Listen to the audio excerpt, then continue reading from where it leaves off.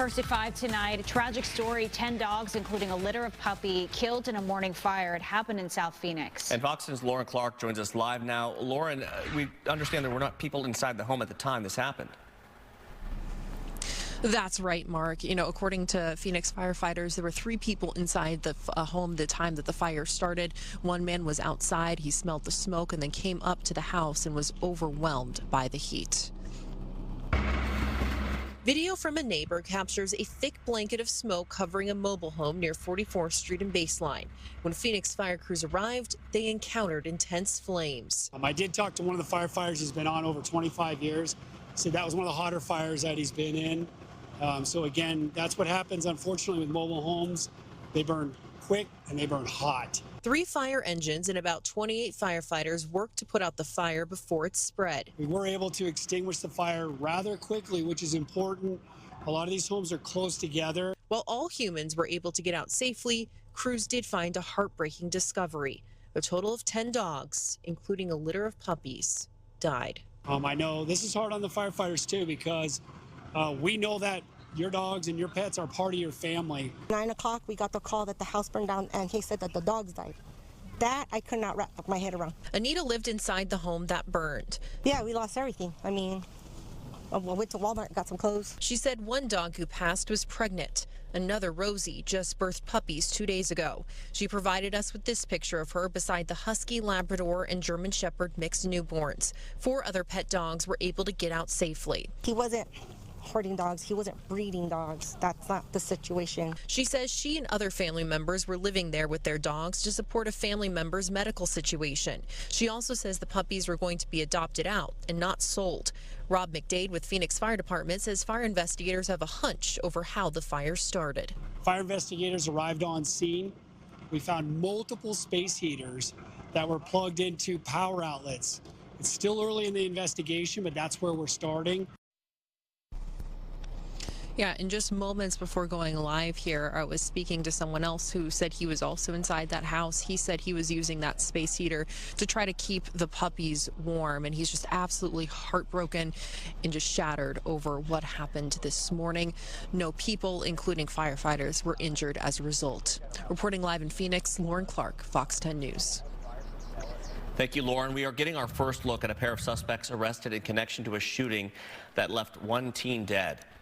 18-year-olds Salvadora Montenegro and Adrian Suma were taken into custody yesterday. That shooting happened in broad daylight in the area of 52nd Avenue and Elmira Road just 2 days before Christmas. Officials say robbery over vape cartridges was likely the motive. 17-year-old Anthony Rabadan was killed in the shooting.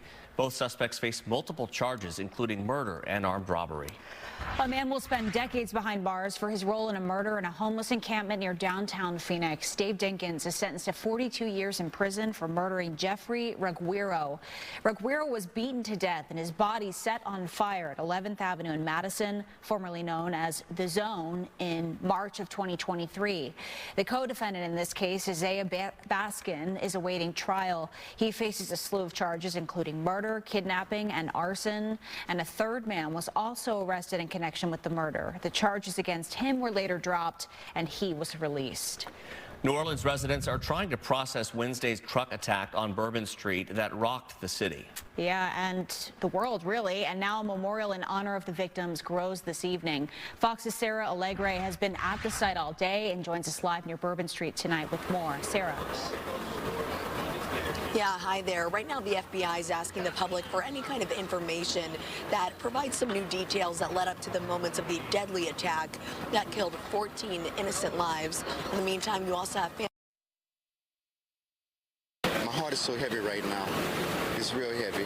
We love Terry Kennedy. That's one out of many messages plastered on the walls of a growing vigil along Bourbon Street. This comes just 2 days after Shamsuddin Jabbar drove his pickup truck into a crowd of people early Wednesday morning. Terry was a sweet and kind person. He was very sweet and kind. Eddie Williams visited the site of the attack in honor of his uncle, Terrence Kennedy, who was one of the 14 victims in the New Year's tragedy. He was a 63-year-old New Orleans native who called Bourbon Street his second home. Williams saw him there just the night before. And the last thing I told him, I said, I'll see you later. I guess it's going to be later than I thought. Alongside the many messages is a cross where people from near and far stop to pay their respects, all shaken by the attack the FBI is calling an act of terror. This is somebody's child. This is somebody's mom. You know, these were people's cousins and grandparents. Roberto Marquez is an artist who drove to the French Quarter from Texas. Those families, it's good that they know that we care. Marquez says he felt called to build these 14 crosses and paint a mural for a grieving community. Not only the families, but also when people come, they pay their respects. We're united, we're here, and you are not alone. And while the city finds their solace and strength and hope, they remain vigilant. We just have to take it one day at a time, because like that senseless act like that right there that happened, who knows when something else like that'll happen again. Now, right now, sources also tell us that both the FBI and Homeland Security are asking local law enforcement agencies to be on the lookout for copycat attacks. In New Orleans, Sarah Allegre, Fox 10 News. Thank you, Sarah. If you were hitting the roads this weekend, you're in luck. ADOT has no planned freeway closures in the valley. There will be some construction going on, but ADOT doesn't expect that work will have any major impact on drivers. This will be, though, the last weekend without any major closures. Work's expected to start up again now that the holiday travel season has come to a close. And it is the first Friday of the new year. Yeah, meteorologist Erica Horvatin is here with how it's going to look there tonight for the weather. Yeah, guys, well, it is a moody looking evening, but it feels really nice out there. We're seeing some thick clouds over Flagstaff, and now those are starting to illuminate as the sun is setting. 52 degrees, very mild for 5 in the evening in Flagstaff. And here across the valley, look at these clouds. We've got a lot of thick cloud cover making its way over the metro right now, but I'm sure it's going to be an absolutely beautiful sunset, and temperatures are warmer than what it would look like. 77 degrees currently in the valley. Today was a record warm day across the state. Phoenix, Window Rock, Kingman, and Camp Verde seeing record-tying and record-breaking temperatures. We made it up to 79 in Phoenix earlier on. Those temperatures are starting to drop now. We're in the low 50s to low 60s in the high country and low to upper 70s down here in the valley. If you are going to be heading out to First Friday's Art Walk, temperatures are going to be quite lovely for the evening, especially in early January. Can't beat this, so it is a great night to head out there. We'll be seeing partly cloudy skies. Temperatures throughout the event from 6 to 10 p.m. are going to be dropping from the low 70s into the low 60s, so just bring maybe a light jacket or an extra layer and you should be good to go. Temperatures are only going to be dropping into the 50s by around 11 o'clock to 12 o'clock tonight. But coming up in my full forecast, I am tracking some cooler weather on the way. All right, sounds good, Erica. Thank you. Coming up next, a Fox 10 follow-up with a Valley family that's on a mission to help raise money to fund sight-saving research for kids.